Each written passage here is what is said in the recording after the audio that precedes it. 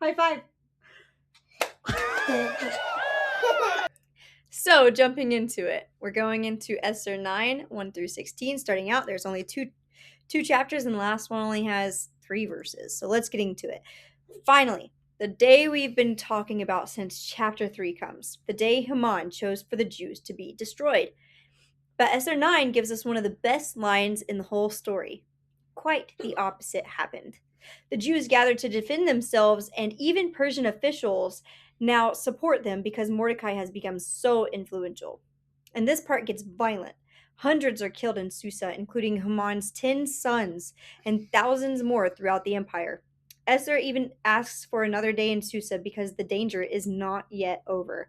But scripture repeats one important detail 3 times. They took no plunder. This wasn't about becoming rich from their enemies.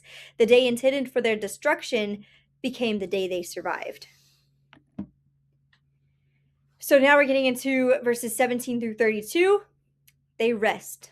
The fighting stops. And the day that was supposed to be remembered for Jewish destruction becomes something completely different. It's a day of gladness. They feast, they exchange gifts, they give to the poor, and they establish a celebration called Purim. And we have to remember how Haman originally chose this date. He cast a pur, or a lot. So the very thing Haman used to choose the day of their destruction becomes the name of the celebration remembering their deliverance. Sorrow became gladness, and that is the day of gladness Come Follow Me has been pointing us towards. So now we're in Esther 10, verses 1 through 3. There's only 3 verses. And it ends with Mordecai. The man who once quietly sat at the king's gate is now second only to King Xerxes. But I love that scripture doesn't end by telling us how rich or powerful Mordecai became. It tells us what he did with his influence. He sought the good of his people. Now, there's a lot of contrast here. Haman wanted power so people would honor him, but Mordecai received the power and used it to help others. And that brings us right back to where Come Follow Me began.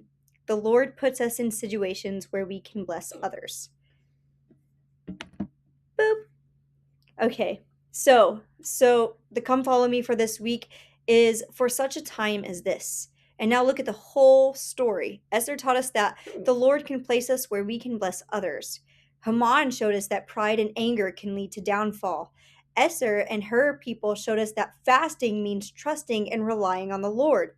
And Esther and Mordecai showed us that doing the right thing often requires courage. Do you need to I have the bad hiccups. I'm so sorry.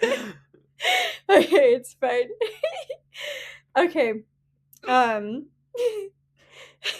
Do we need to restart? No, just keep it in now.